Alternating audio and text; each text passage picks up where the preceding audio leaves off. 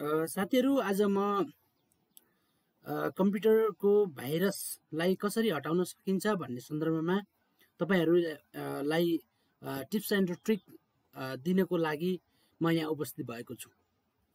प्राय ल्यापटप होस् अथवा डेस्कटप होस् भाइरसहरुको कारणले गर्दाखेरि एकदमै स्लो चाहिँ चलिराखेको हुन्छ। हामीले अपेक्षा अनुसार चाहिँ फाइलहरु नखुल्ने हैन, प्राय चाहिँ घुमिरहने त्यस्तो स्थिति पैदा भएको हुन्छ। त्यो कारण के हो त भन्दा भाइरस इन्फेक्सन भएको हुन सक्छ तपाईको पीसी अथवा कम्प्युटर डेस्कटप अथवा ल्यापटपहरु चाहिँ। त्यसलाई कसरी हामीले भाइरस मुक्त अथवा प्रवेश गरेका तीन भाइरसहरुलाई कसरी हटाउने त मैले सामान्यतया तपाईहरुलाई चारवटा ट्रिक्सहरु मैले चाहिँ दिन गइरहेको छु। सबभन्दा पहिले हामीले हाम्रो कम्प्युटर ओपन गरिसकेपछि ओपन गर्दाखेरि पनि लामो समय लिने हैन, लङ टाइम चाहिँ लिन्छ त्यो ओपन गर्नको लागि पनि। त्यसकारणले त्यो चाहिँ छिटो गराउनको लागि चारवटा कुरामा चाहिँ हामीले ध्यान दिनुपर्छ। सबभन्दा पहिले त्यसको लागि हामीले भाइरसलाई कसरी कम्प्युटरबाट हटाउनको लागि चाहिँ चारवटा कुरामा ध्यान दिनुपर्छ। सबभन्दा पहिले हामीले रन कमान्ड चाहिँ लिने, होम की प्लस आर बटनलाई थिचेर हामीले रन कमान्ड लिने र रन कमान्ड लिसकेपछि हामीले त्यहाँ first of all clean M G R type गर्ने है, फर्स्ट पहिलो स्टेप भनेको। त्यसपछि हामीले सेकेन्डमा प्रिफिक्स जुन प्रिफिक्स हामीले टाइप गरिसकेपछि त्यसलाई सर्च गर्ने र अनि त्यसमा भएका क्याश फाइलहरुलाई हामीले डिलिट गर्न सक्छौं। अनि त्यसपछि टेम्पररी फाइलहरु जो क्रिएट भएका हुन्छन् ती टेम्पररी फाइलहरुलाई चाहिँ हटाउनको लागि चाहिँ हामीले टेम्पररी फाइललाई चाहिँ टेम्पररी पर्सेन्टेज चाहिँ टाइप गरिसकेपछि त्यसलाई सर्च हान्ने र त्यसपछि त्यहाँका फाइलहरुलाई हामीले डिलिट गर्न सक्छौं।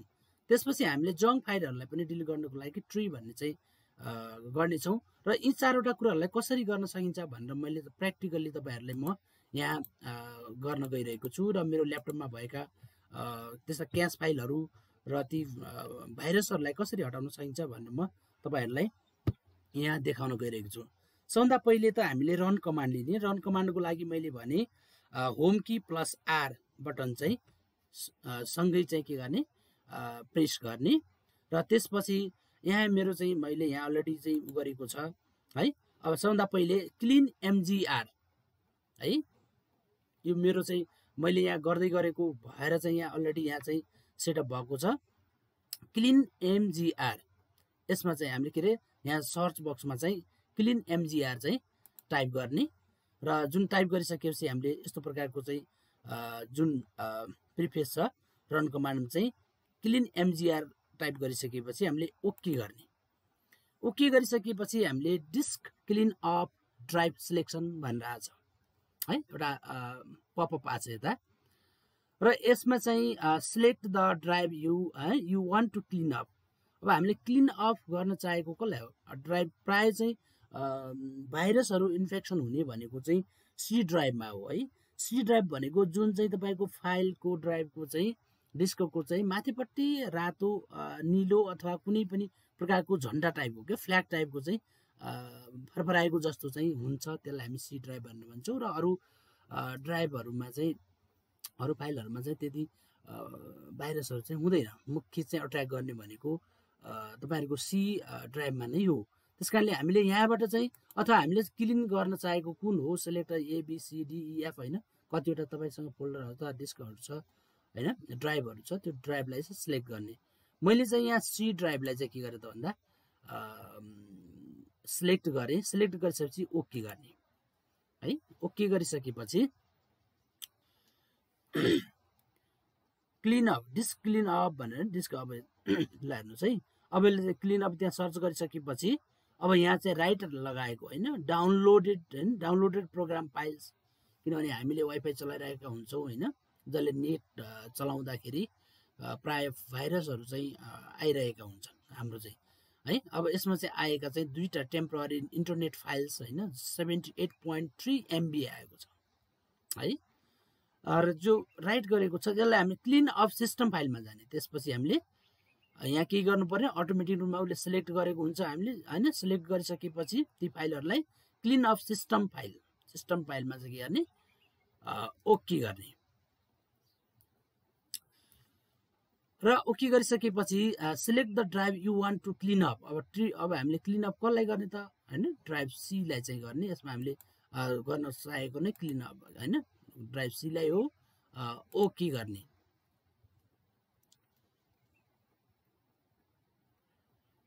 अब यो डिस्क क्लीन अप हुँदैछ This cleanup is calculating how much space you will be able to free on C. This may take a few minutes to complete this action भन्नु भन्छ हैन क्याल्कुलेटिङ गरेर चाहिँ scanning Windows up to date clean up भनेर है त्यसपछि चाहिँ क्याल्कुलेटिङ गरिरहेको छ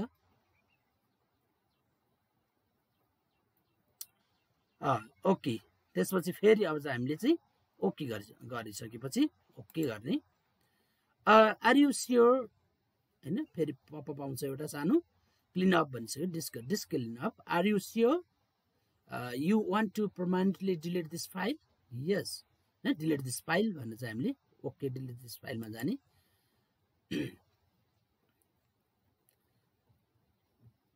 यसले एक्सन लिइरहेको छ क्लीन अफ ड्राइभ सी भनेर हामीले यसरी चाहिँ के भयो त भन्दा ड्राइभ सी मा भएको जुन अननेसेसरी जुन नेटबाट आएका अननेसेसरी फाइलहरु थिए ती फाइलहरु चाहिँ के भयो त भन्दा त्यसले सर्च गर्छ हैन त्यसले क्याल्कुलेटिङ गर्छ र त्यसलाई चाहिँ अनि डिलिट गर भनेर चाहिँ भन्छ हामीले यसरी चाहिँ सिस्टममा भएको हाम्रो ड्राइभमा भएको चाहिँ अननेसेसरी जुन फाइलहरु डाउनलोड भएर बसेका हुन्छन् तिनीहरुलाई चाहिँ के गर्न सकिन्छ हटाउन सकिन्छ त्यस्तै हामीले फेरि अगेन रन कमान्ड लिएर home key plus are press गरिसकेपछि हामीले अब फ्रिज भन्ने है प्रिफिज FREFETCH प्रिफिज भनेर है यसलाई चाहिँ हामीले चाहिँ ओके गर्ने मैले अघि पनि देखाएको थिएँ यता तपाईहरुको चाहिँ सेकेन्ड चाहिँ प्रिफिज क्याच फाइलहरुलाई डिलिट गर्नको लागि यसलाई चाहिँ प्रयोग गरिन्छ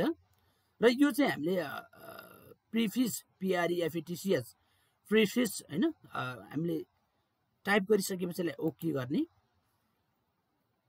ओके गरिसकेपछि तपाईहरुको चाहिँ फाइल एक्सप्लोरर भन्ने चाहिँ एउटा चाहिँ प्रिफिज खुल्छ र जसमा चाहिँ यो प्रिफिज फाइल खुलेको छ you do not currently have permission to access this folder click continue to permanently get access this folder continue गर्ने र कन्टिन्यू गरिसकेपछि ल हेर्नुस् हाम्रो चाहिँ यत्रो फाइलहरु लगभग 253 आइटम्सहरु यहाँ फाइलहरु बनेर बसेको छ हेर्नुस् ल हेर्नुस् है मेरोमा चाहिँ अब नेट प्राय म चलाइराख्ने भएको हुनाले र हामीले कुनै प्रोग्रामहरु गरिराख्दा यहाँ चाहिँ अननेसेसरी फाइलहरु चाहिँ भएर बसेको छ अब यसलाई हामीले चाहिँ तपाईहरुलाई चाहिँ डिलिट गर्न थाहा होला यसलाई चाहिँ कन्ट्रोल ए गरेर तपाईले चाहिँ सिलेक्ट गर्ने अल फाइलहरु 254 आइटमहरु चाहिँ यहाँ फाइलहरु बनेको छ यसमा चाहिँ यसलाई हामीले के गर्ने त भन्दा कन्ट्रोल ए गर्ने अब हामीले सिधै राइट क्लिक गरेर डिलिट पनि गर्न सकिन्छ तर यो डिलिट गर्ने भने हामीले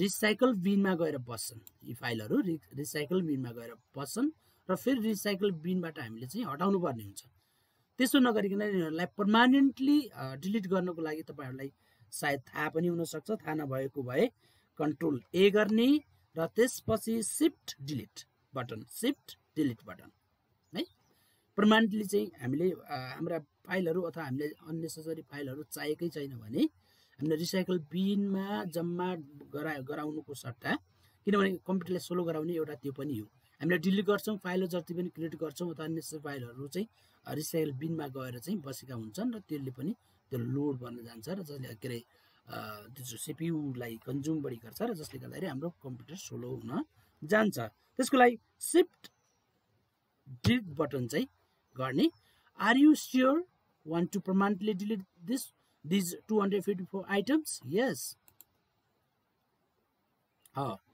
सबै फाइलहरु अब तपाईको चाहिँ एउटा फाइल यहाँ रहेको छ पर्मानेन्टली है यसलाई चाहिँ ट्राई अगेन अथवा यो चाहिँ अब तपाईको फाइल यो चाहिँ यो फाइल चाहिँ यही रहिरहने फाइल अथवा टेम्पोररी नभएर यिनीहरू पर्मानेन्टली तपाईँको चाहिँ यिनीहरू चाहिँ डिलिट हुँदैनन् है। डिलिट गर्दा पनि डिलिट हुँदैन है। अब स्किप गर्दा नि हुँदैन। ल अब यसमा चाहिँ फेरि अझ हामीले चाहिँ यी फाइलहरू 3टा रहे है। 3टामा पनि फेरि अझ चाहिँ जान्छन् कि जाँदैन हामीले ट्राई गरौँ है। तपाईँको 2टा फाइल फेरि हैन त्यही लुकेर बसेका थिए, मतलब तिनीहरू चाहिँ जान मानेको थिएन र फेरि चाहिँ हामीले के गर्यो त भन्दा 2टा फाइललाई पनि हटाएर एउटा फाइल। अब यो चाहिँ एउटा सिंगल फाइल रह्यो। यसलाई फेरि हामीले चाहिँ डिलिट जान्छ कि जाँदैन हामीले चेक गरौँ। सिफ्ट डिलिट बटन दाब्दा सिलेक्ट गरेर अब यो चाहिँ यो पर्मानेन्ट फाइल चाहिँ हो। अब यसलाई चाहिँ हामीले जति पनि हैन यसलाई चाहिँ यो डिलिट हुँदैन, एउटा रहिरहन्छ है। अब यसरी चाहिँ यो अब र यसलाई चाहिँ हामीले बन्द गर्न के अरे अल्ट सिफ्ट सी गर्दा चाहिँ त्यो हटेर जान्छ।